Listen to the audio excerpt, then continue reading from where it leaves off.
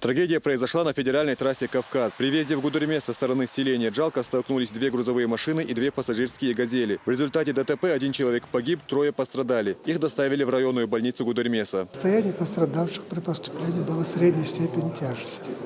Им всем троим оказана помощь, качественная помощь, и они все трое госпитализированы. По предварительным данным, виновник аварии – водитель грузовика «Вольво». Водитель фуры Абдулмуслимов неправильно выбрал дистанцию в условиях ограниченной плохой видимости, в результате чего совершил наезд на впереди стоящие транспортные средства. В такие случаи еще раз заставляют призвать водителей к бдительности на дорогах. Сегодня в Грозном прошла акция движения «Ахмат. Безопасные дороги». На центральной площади собралось более 300 человек. С напутственным словом к молодежи обратились представители Совета экономической и общественной безопасности Чечни, полицейские и богословы. Людям также раздали листовки со статистикой ДТП. Эти встречи очень важны, потому что находящиеся сегодня представители этого мероприятия разъясняют своим близким, родным дома, распространяют вот эту пропаганду безопасного поведения на улицах и дорогах.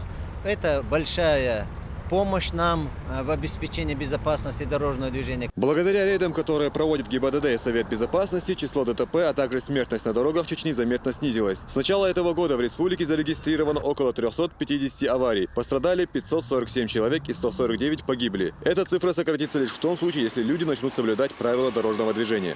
Магомед Ламаркаев, Магомед Мударов. Новости.